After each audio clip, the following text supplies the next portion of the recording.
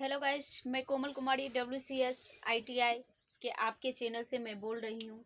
आज के लिए आप लोगों के लिए मोस्ट इम्पॉर्टेंट इन्फॉर्मेशन ये है कि जो स्टूडेंट ITI के बाद अप्रेंटिस पास हो चुके हैं या जो स्टूडेंट रेलवे से ITI के बाद अप्रेंटिस करना चाहते हैं, उनके लिए मोस्ट इम्पॉर्टेंट इन्फॉर्मेशन ये है कि कल 9 तारीख या परसों के नोटिस में रेलवे के द्वारा एक नोटिस दिया गया था, जिसमें कहा गया था कि जो स्टूडेंट ITI करके रेलवे से अप्रेंटिस करते हैं, उनको अप्रेंटिस करने के बाद उनको पीटी का एग्जाम मतलब पीटी देंगे, लेकिन मेडिकल एग्जाम देने की जरूरत नहीं पड़ेगी। सबसे बड़ी खुशखबरी की बात यह है कि फर्स्ट बात, एक तो ऑप्शन उनको मिल गया कि जो स्टूडेंट मतलब अप्रेंटिस अगर रेलवे से करते हैं, आंदोलन तो 2-3-4 साल से चल रहा था अप्रेंटिस वाले बच्चों के लिए। पहले तो अप्रेंटिस करने के बाद रेलवे में जो बच्चे रेलवे से अप्रेंटिस करते थे, उनको कहीं ना कहीं परमानेंट भी जॉब दे दिया जाता था। पहले इसलिए ऐसा किया जाता कि उनको मतलब जो भी मंत्रीगण वहाँ उस टाइम थे,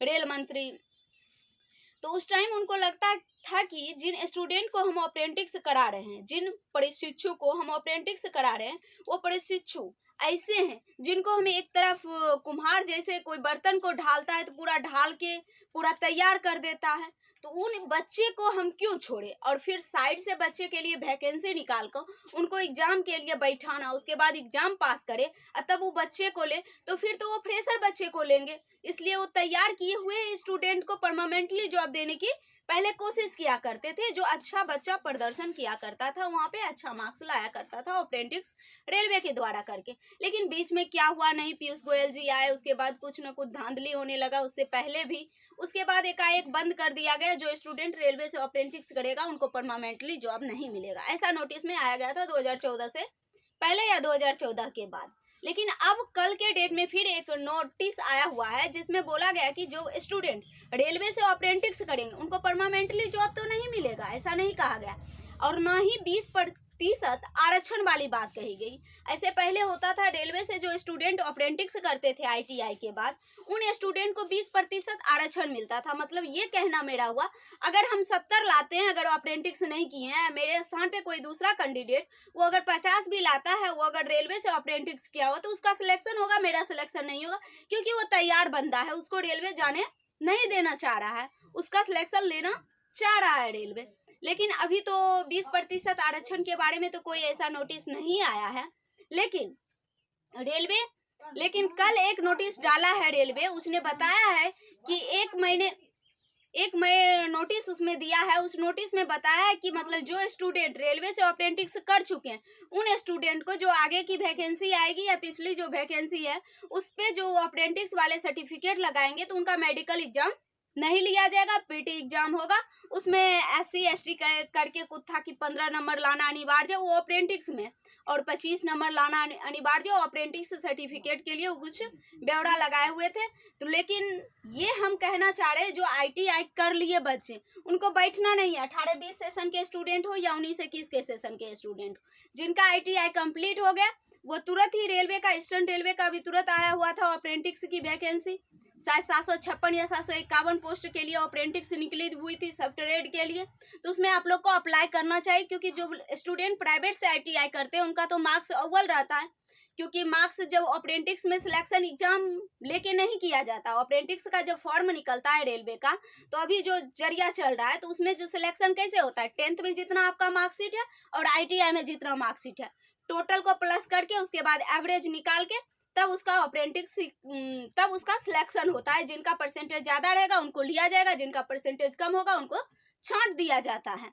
ऐसे करके अप्रेंटिस का एग्जाम होता है। ऐसे हम सोच रहे हैं कि अब अगर 18-20 के बच्चे भी मेरे साथ जुड़े हुए, 19-21 के बच्चे भी जुड़े हुए, 20-22 के भी बच्चे जुड़े हुए, जिनका ITI क्लियर हो गया, अब अप्रेंटिस भी अगर रेलवे के द्वारा या किसी कंपनी के द्वारा अप्रेंटिस आती है, अगर मुझसे राय लिया जाए तो DRDO, कुछ फेमस कंपनी है जैसे DRDO हुआ, इसरो हुआ, NTPC हुआ, ये सारे कंपनी से अगर आप अप्रेंटिस करते हैं तब तो भी श्योर है कि फायदा है, क्योंकि जॉब तो परमानेंटली पक्का है। कहीं ना कहीं वो वैकेंसी निकालेगा तो पहले अप्रेंटिस वाला का लेगा, तभी नन वाला का लेगा।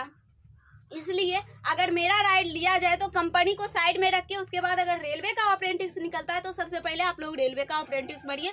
देर मिलेगा लेकिन तंदुरुस्त मिलेगा, ये कहना सही है।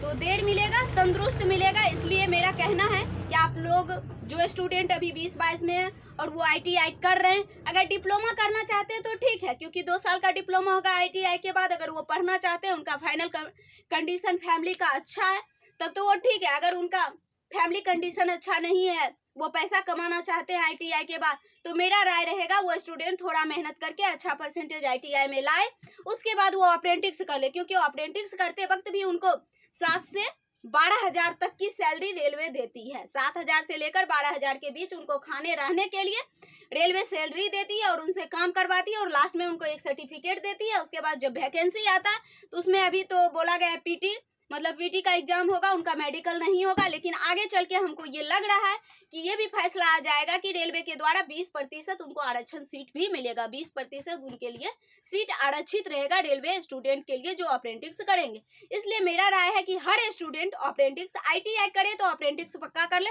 अगर अप्रेंटिस नहीं करना चाहते तो आगे डिप्लोमा के लिए पढ़े, लेकिन ITI के बाद डायरेक्ट किसी कंपनी में जॉब करने के लिए वो ना जाए, ना ही अपना टाइम वेस्ट करे।